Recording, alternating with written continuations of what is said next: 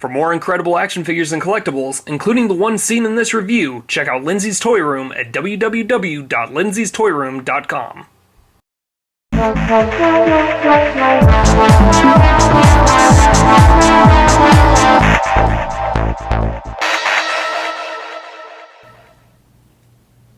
Hello YouTube, and welcome to Turmoil in the Toybox. I'm your host, Aaron Hauser, and today we're going to be reviewing the Square Enix Play Arts Kai 1987 Robocop figure. And this thing is easily one of the best Robocop figures I have ever seen. And honestly, probably my favorite in my collection now. This guy comes with a ton of accessories, a lot of really cool features that you don't see on most Robocop figures. And also, it has the most articulation of any Robocop figure that I have seen yet. So, let's start by taking a look at that. This guy is just from head to toe covered in all sorts of hidden articulation points that are really, really cool. You've got articulation in the ankles, and you can actually rotate that and flex in and out. And then you've also got the flexibility on that joint right by the Achilles heel there. That pneumatic that is really, really cool. You've got some ratcheting action on the knee. You've got articulation in the hips, forwards, backwards, and then in and out. And then you've also got this middle piece right here is actually this sort of flexible rubber. So this can be more flexible when you actually move the hips in certain directions. It'll bend a lot better with your poses, which is really nice.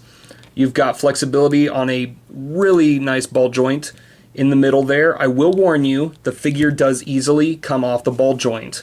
Don't worry about that though, because when it's on display, it actually holds on pretty firmly. But just when you're articulating it, it does have a tendency occasionally to pop off.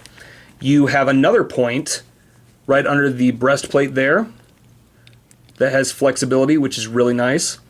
Articulation in the head on a ball joint. Once again, that can easily come off. But with a little bit of force, it stays on there perfectly.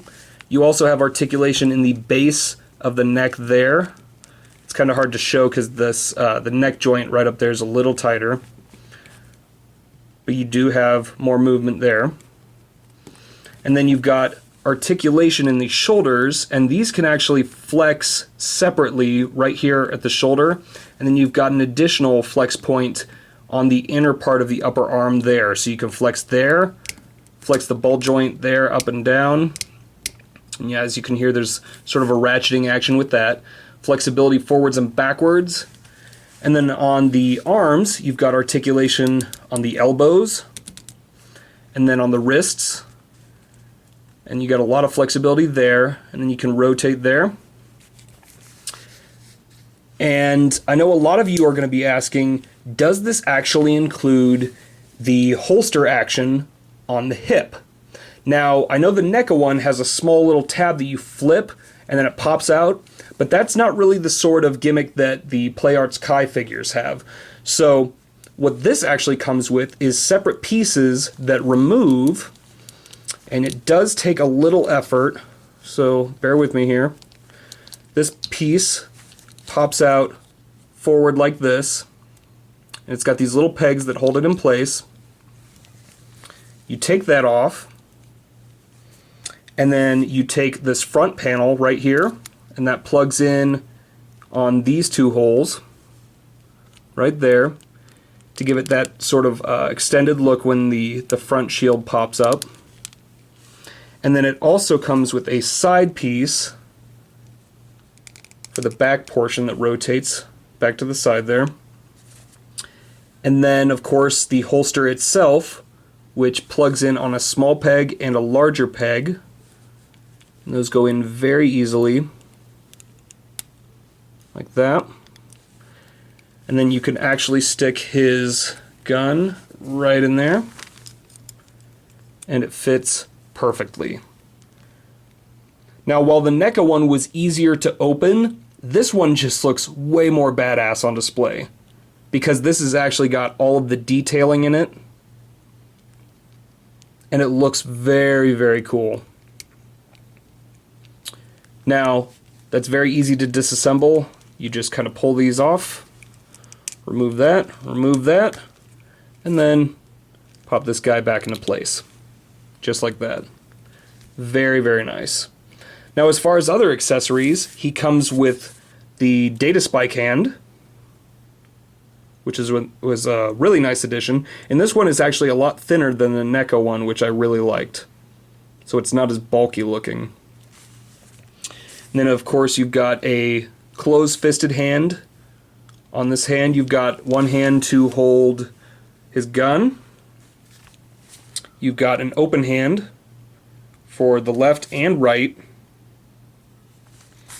And then you've got another closed-fisted hand for the right hand as well. So overall, this guy is just loaded with all sorts of different articulation points, accessories, a lot of really, really cool features that just make this, like I said, easily one of the coolest Robocop figures available today. And honestly, like I used to think that the 18-inch NECA Robocop was my favorite, but this is definitely probably the coolest Robocop that I have in my collection now, and I absolutely love this guy. And you know, as far as display value, you really can't beat having all of the extra accessories like the data spike and the addition of the holster mechanism there. It looks absolutely fantastic.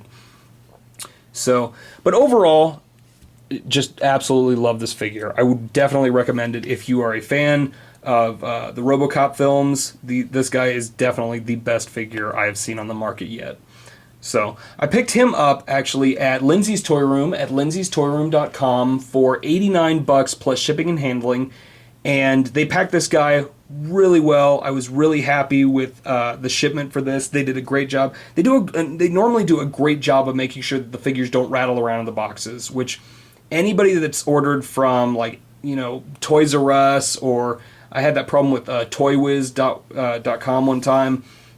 You know what I'm talking about. But they do a really good job of making sure that everything is packed just perfectly in the shipment. So you don't have to worry about that at all, which is really nice. And this guy, the box and everything came in perfect condition too, which was wonderful. So, but yeah, that's about it for this review. If you have any questions about the figure, just leave them in the comments below, and feel free to check out some of my other Robocop reviews that I have done on some of the other NECA collectibles and some of the other replicas so far. So that's about it. As always, thanks for watching.